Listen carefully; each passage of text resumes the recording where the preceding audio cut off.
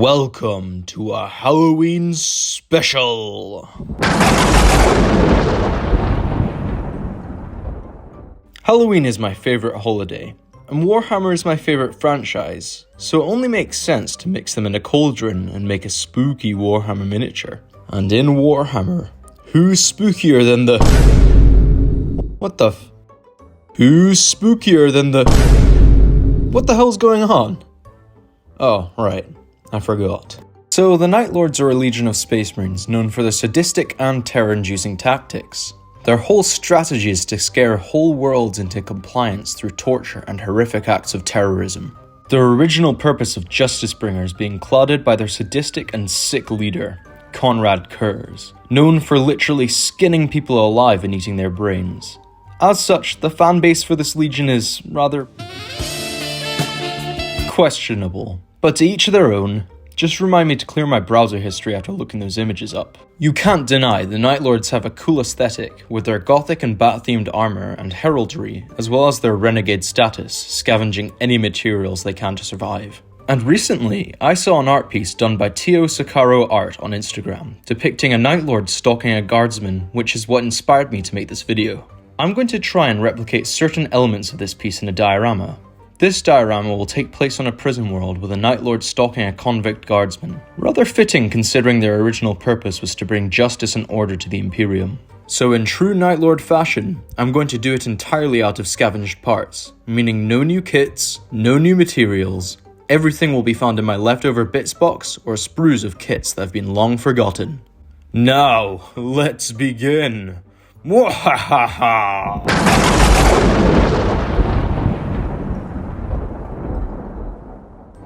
For the Night Lord, I will be primarily using the Khorne Berserker kit for the base. These minis are awesome and well detailed, as well as capturing that sharp angular armor detail and the renegade look that Night Lords have.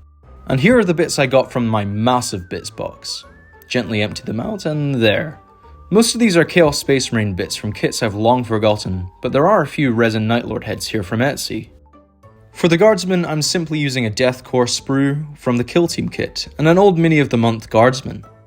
And for the base, I'm using these big EVA foam blocks my partner helped me find. This is my first time working with EVA foam, so wish me luck. Now, to sort through all the parts. Alright, I think I found the ones I'll use. Let's begin. I start by clipping off the body from the Khorne Berserker sprue. There, and there. Now to clean them up and scrape off that World Eaters symbol on the knee. This is a Night Lord after all. Time to glue them together. There, that looks pretty good. Now for the backpack. I was torn between a jump pack and a regular Chaos backpack for a while, but eventually I settled on a regular Chaos backpack, because I wanted to customize it a bit.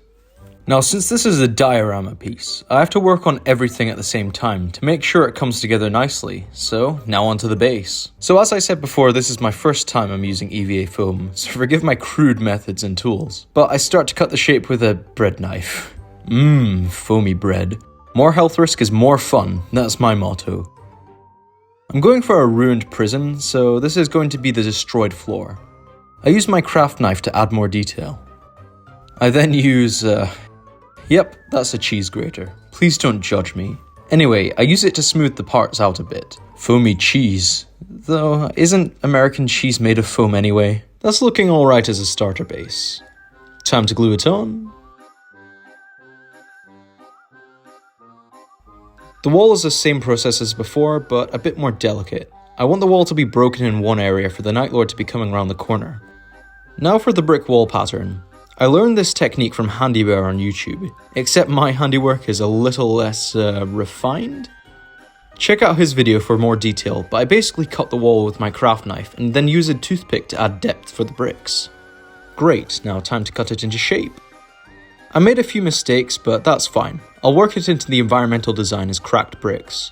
Whoops, my toothpicks went everywhere. Better tidy them up. Maybe the glue is getting to me. Nah. This cheese toasty tastes amazing. Now I start to cut more delicate shapes into the wall, to give it the broken appearance. I also cut the wall to make it thinner, so it fits better on the base. Cutting. I wonder if foam dust is healthier to inhale than resin dust. It's not healthy. Shut up, Titus. You're not in this video. Then I pinned them to the base using toothpicks. Now pinning the last wall, that looks good. Not too big and not too small. Time to clean up. Now for the guardsman.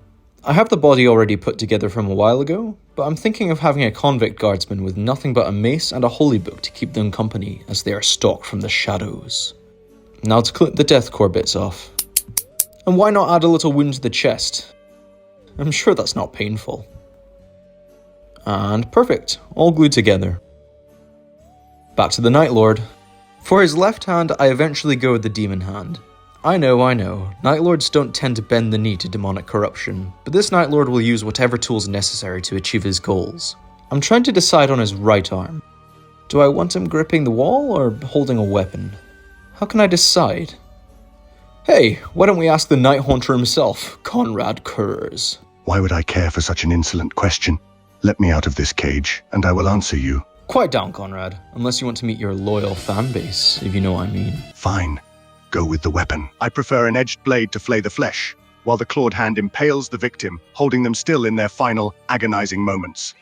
Quite similar to what I'll do to you. Holding a weapon it is. Thanks, Conrad. I use a knife from an old Skaven kit and point it backwards in his grip like Michael Myers. This guy likes to be up close and personal.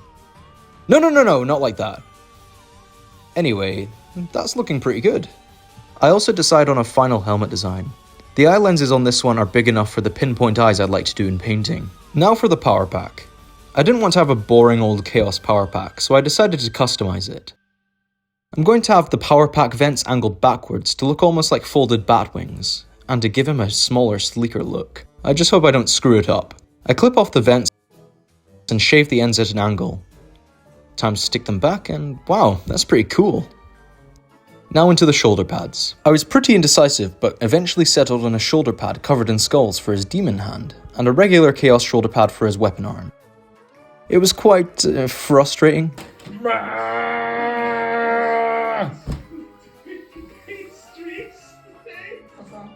Chaos Space Marine shoulder pad. And required a lot of clipping and repositioning, but it worked out.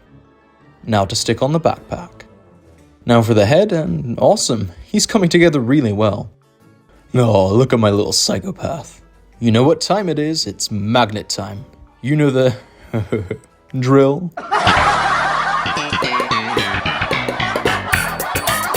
Lots of drilling and super glue.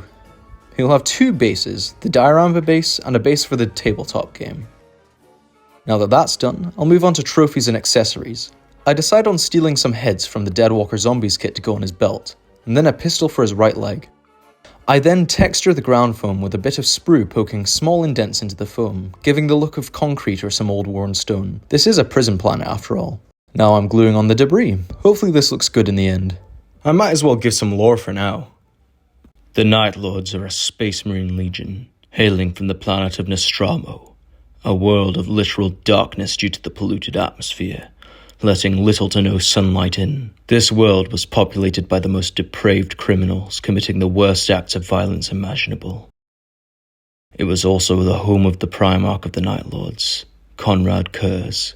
He grew up on this world, the acts of violence he witnessed coupled with his strange visions of the future forever scarring him mentally, turning him into a sadistic psychopath. He spent his time imposing even more brutal acts of torture on those who committed any crimes, scaring the population into submission and obedience. He ruled through fear and threat of severe punishment.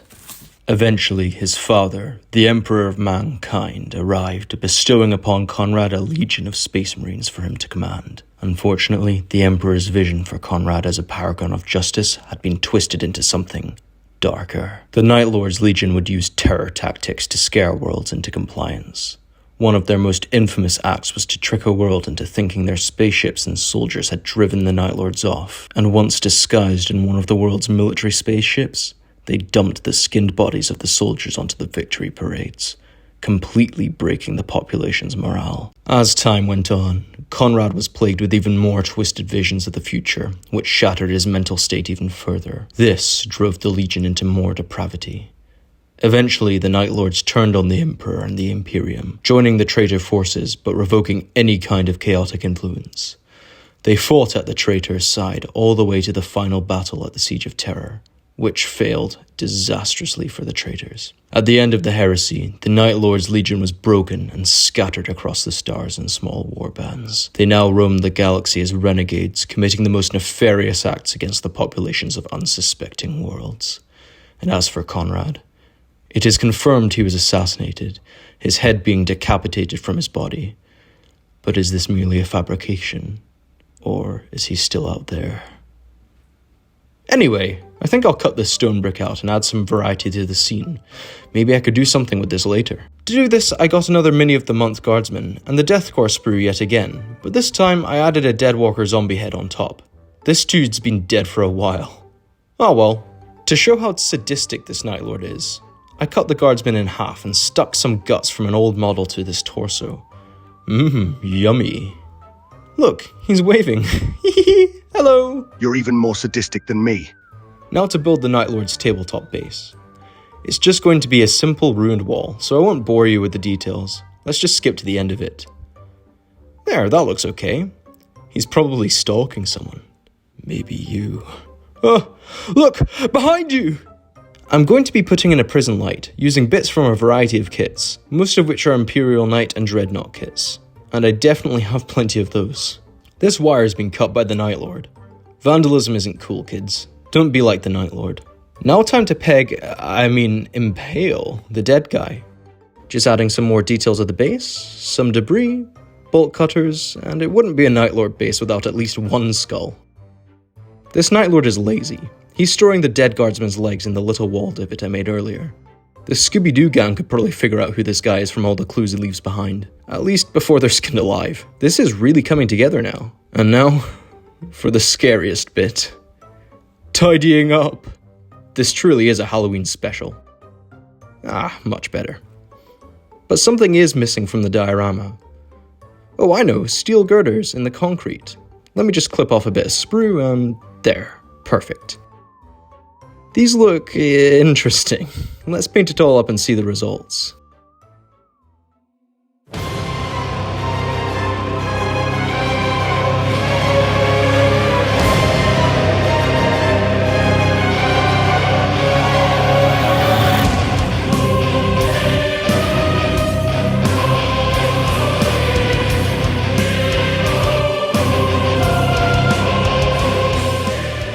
Ooh, spooky.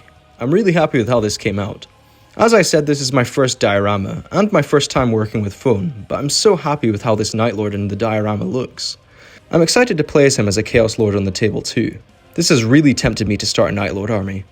What do you think, Conrad? Uh-oh. He's escaped. No! Conrad! No!